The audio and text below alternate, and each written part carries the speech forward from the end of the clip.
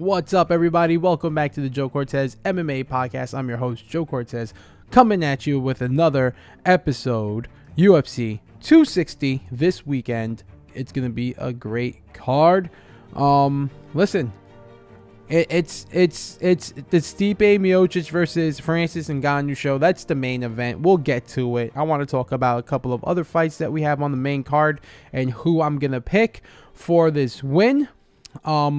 Just a little bit of news. The co-main event has been canceled with Alexander Volkanovski testing positive for COVID-19. So the fight is not canceled. It's been postponed till a later date. I don't know if they figured out what card they're going to be on. But let me just look it up real quick. See if they announced it. But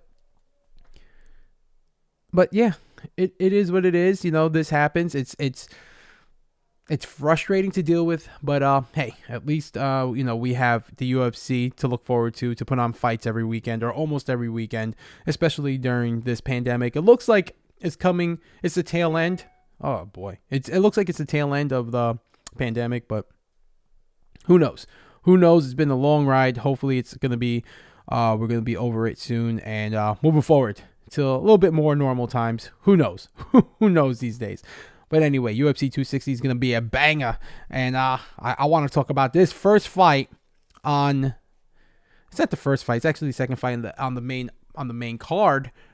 Sean O'Malley versus Thomas Almeida. Now, I don't know what to make of Sean O'Malley anymore. There's one of the red flags for me for Sean O'Malley was when he couldn't accept responsibility or doesn't accept the loss from Marlon Vera. He just says he doesn't accept the loss because he's not a very good MMA fighter. Now, I don't know what that means. You know, Sean O'Malley is, I think, a good MMA fighter, but not being able to accept the loss, that's a tough one for me. That's like one of these red flags. I don't know. I don't know if it's because he's super confident in his abilities, which is a good thing, or if he's just, sour and a bad loser. Everybody's going to lose in this game unless you're Khabib Nurmagomedov, and that's just the one guy and how many that participated in this sport, right? You're going to lose. So he does have one in the loss column, doesn't want to accept it. Kind of a red flag for me. Tommy Almeida, that he's fighting. He's not fighting. That's no slouch. I know he lost his last 3 fights, but that's no slouch right there. I mean, he was undefeated up until a certain point. He lost 4 of his last 5 with losing 3 in a row. His last win coming in 2016 for Almeida. And he's looking to break that skid. So he's going to bring the smoke. He's going to bring the fire. Sean O'Malley will more than likely win. And that's my gut feeling. All right. I want Thomas Almeida to win because I'm just not on the Sean O'Malley hype train just yet, even though I know he's very good, especially for a kid who's only had 12, 13 fights. He's very good. MMA is his life. I'm just not on the Sean O'Malley hype train just yet. Tommy Almeida is a seasoned vet, 26 fights. He has double the fights that Sean O'Malley has. But my gut feeling is telling me that Sean wins. If he doesn't roll, because if you remember that loss to Marlon Vera, Sean O'Malley rolled his ankle and kind of lost in an awkward fashion, and that's why I cut him a little bit of slack when he says he didn't lose to Marlon Vera. But it's the fight game, and he lost. He rolled his ankle. It looked like he couldn't put weight on his ankle anymore. So, hey, that's what happens, right? But I feel like he should have toughed it out. It's a rolled ankle. I mean, I've rolled my ankle plenty of times, and from the looks of it, didn't look too severe. But that kind of affected his performance greatly to the point where he couldn't perform, So a little adversity, it kind of quits on himself. That's what it kind of seems like. But if Sean doesn't roll his ankle or his little toy plastic bones don't break, he should walk away with the win. So I'm going to go with my gut feeling with this one.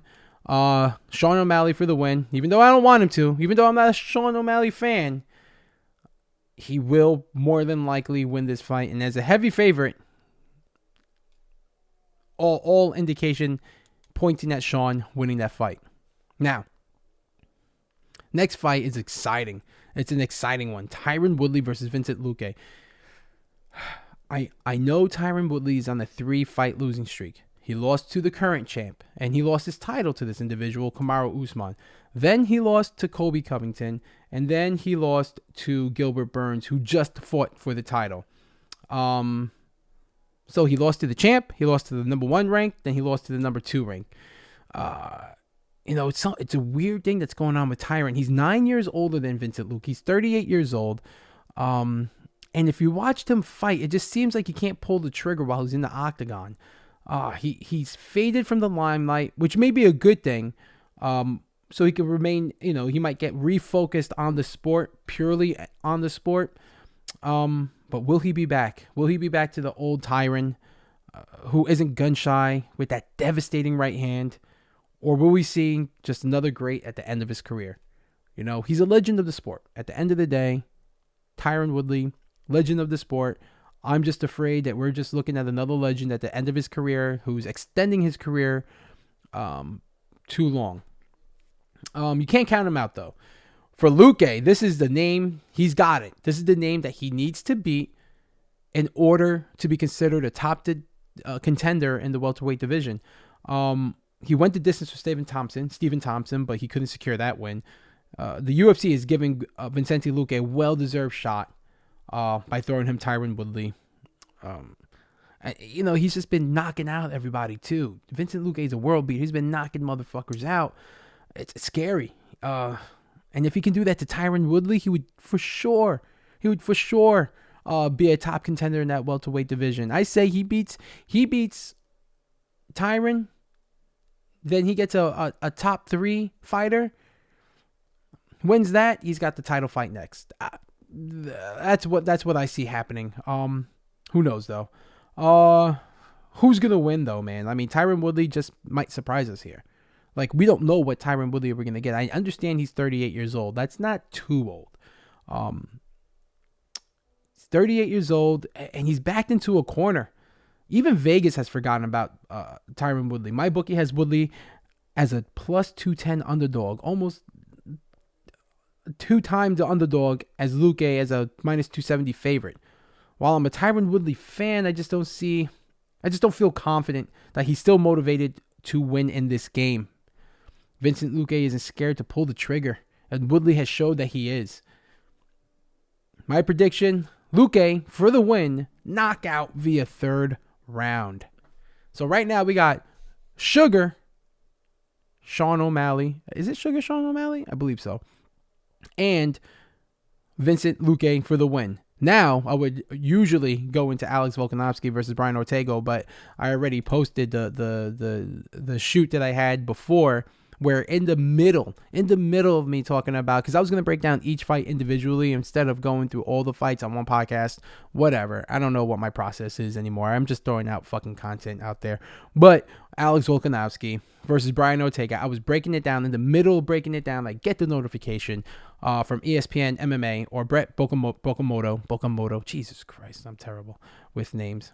That the fight was canceled. So we're going to go right ahead. And we're going to go ahead and talk about Stipe Miocic versus Francis Ngannou. Now, Francis has earned this rematch. If you remember before, Francis Ngannou lost to Stipe, then lost to Derek Lewis right after that. But then he went on a knockout, 4 KOs in a row. A devastating and terrifying fashion. All knockouts. Oh, my God. So that earns him his right to get back in the octagon and fight for the heavyweight title against the current champ, Stipe Miocic. Stipe lost the title against Daniel Cormier, then got his revenge, winning 2 in a row. He won his title back. They ran it back for a 3rd time, and Stipe won the decision in that last and final fight for Daniel Cormier. Daniel Cormier called it a career after that, and he's been doing a great job commentating for the UFC. But the first time Stipe fought Francis, he beat him. And he fought a very smart fight and attacked Francis's weakness. Does Francis still have the same weakness? That's the question. Can he stuff a takedown now? We saw what he did to Curtis Blades. Knocked him the fuck out. Jesus Christ. Curtis Blades 2 losses before he fought Derek Lewis was that. My bookie, so this is my decision. My bookie has Stipe as a plus 100 underdog, while Francis is a minus 130 favorite. My gut is telling me that Francis Ngannou is an inevitable time to be a champ. My brain is telling me that Stipe still has the grit and determination to grind out another 5-round win. He's not going to finish Francis. I don't think Francis has ever been finished. I know Francis has never been finished. So he's going to grind out another 5-round win, I think. I mean, this is where I'm leaning towards. I'm going to go with my brain on this one. Stipe for the win. He's the champ, and he once again puts out the hype flame that surrounds Francis Ngannou. And then guess what? He goes up against Jon Jones. Remember that. And that's going to be a big fight. Stipe Miocic versus Jon Jones. And then guess what happens with that one? Jon Jones, heavyweight champion. I just don't see anybody beating Jon Jones at heavyweight or light heavyweight. I mean, we can take Izzy out of the equation. All right. Izzy is never going to fight Jon Jones. That's never going to happen. If he had went up to 205 and beat Jan Blachowicz, maybe. But he had a tough time. He had a tough go against the light heavyweight there, the light heavyweight champ, which is still impressive that he went the distance with Jan Blachowicz.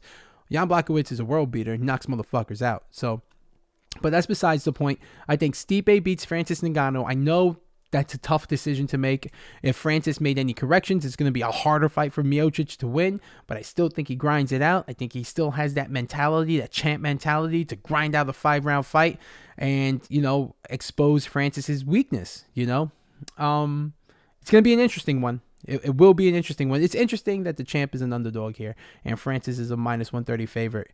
Remember that first fight, Stipe had to eat a couple of shots from Ngannou, and he did, and I think that hurt Ngannou's confidence a little bit. But yeah, so just to recap, we got Sugar Sean O'Malley beating Tommy Almeida. Tyron Woodley losing to Vincent Luke. So we got Vincent Luke, Sean O'Malley,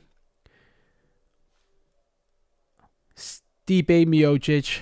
That's 3 fighters. And for a little bonus one that I won't break down, I'm picking Kama Worthy over Jamie Malarkey. So that's your 4-fighter parlay giveaway. Book it. That's what we got there. If I win that bet, I share half my winnings with one of my followers. You know the deal already. If you haven't done so already, hit that subscriber button or that follow button if you're watching on Instagram. If you want to make your own bets, go ahead. I left a link in the bio. I left a link in the description. For MyBookie. So if you sign up right now, you click that link, you sign up for MyBookie, enter code JCMMA. I just got paid out by them. I was betting on March Madness. I just got paid out with them. It's super easy. I use Cash App. It's just dummy proof. With Bitcoin, they deposit the Bitcoin into my Cash App. It's awesome. So sign up for MyBookie. Use promo code JCMMA. You get 100% bonus up to $1,000. So what does that mean? That means if you deposit, your first deposit is $800, they'll give you another $800 to play with for a total of $1,600, with $800 being that bonus money that you can make bets with. Listen, we got a lot of catching up to do. Next week, we're going to talk about Chandler versus Oliveira for the title. That whole thing with Dustin taking the money fight over the title fight, Justin Gaethje kind of getting screwed over, and does Chandler even deserve the title fight? All right. Hey, listen, guys, have a safe week. Be cool out there. Keep it cool. Be calm. Make it to Saturday and enjoy the fights. All right. I'm Joe Cortez. This is the Joe Cortez MMA podcast. I'll catch you later.